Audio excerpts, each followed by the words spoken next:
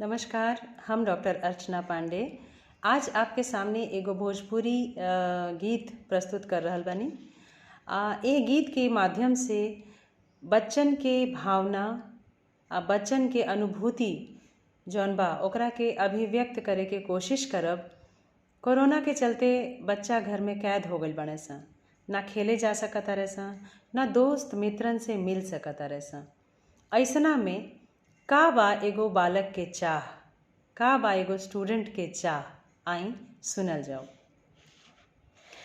कहिया ले खुली स्कूलवा हो, तनी हमके बताए द। कहिया ले खुली स्कूलवा हो, तनी हमके बताए द। उबियाइल बा हमरो मनवा हो, उबियाइल बा हमरो मनवा हो, तनी हमके बताए द। कहिया ले खुली स्कूलवा हो, तनी हमके बताए द। मास्टर पढ़ावे ऑनलाइन पढ़ाई, मास्टर पढ़ावे ऑनलाइन पढ़ाई, घरवा में माई बाप करे कड़ाई, घरवा में माई बाप करे कड़ाई। भटकल बालकन के मनवा हो, तनी हमके बताए द। कहिया ले खुली स्कूलवा हो, तनी हमके बताए द। घर में बैठ के उबियाइल मन का सोचता, का याद करता जौन स्कूल के समय में ओकरा अच्छा लागत रहा। सबसे पहले मन पड़ेला स्कूल के खेल के मैदान। सुनी।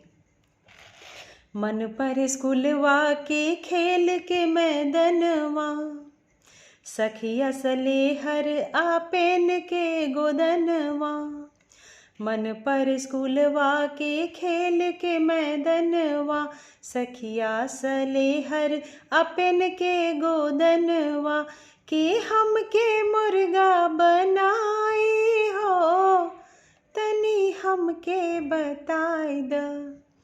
कहिया ले खुली स्कूलवा हो, तनी हमके बताए द।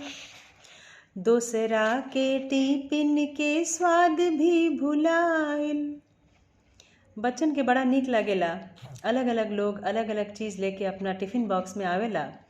खोल के तनी खाए में, तनी चीखे में जौन आनंद बाटे, वो घरे बैठ के भर पेट खाए में भी आनंद नइखे मिलत। सुनी। दूसरा के टिफिन के स्वाद भी भुलाइल, नकल मारे के तकनीक भी भुलाइल। कब हमरो कनवा खींचाई हो, कब हमरो कनवा खींचाई हो, तनी हमके बताए द। कहिया ले खुली स्कूलवा हो, तनी हमके बताए द। स्कूल में गईला पर बच्चा आपस में लड़े ले सन, झगड़े ले सन, कबो केहू के मार दिहले सन, केहू से पिटा गईले सन, सब होत रहेला। उहो तो बच्चन के एगो जिए के तरीका है जौना के ऊ घरे बैठ के मिस करता रहे सोनी के बुझाता कि कहाँ छूटल जाता। इहे तो असली जीवन रहा। सुनी अंतिम बंद में। छोटकन से लड़ल आ बड़कन से डरल, छोटकन से लड़ल आ बड़कन से डरल। जिए के सुखवा खटाई में पड़ल। कैसन करोनवा भेटाइल हो, तनी हमके बताए द। कहिया ले खुली स्कूलवा हो, तनी हमके बताए द। उबियाइल बा बहुते मनवा हो, तनी हमके बताए द। कहिया ले खुली स्कूलवा हो, तनी हमके बताए द।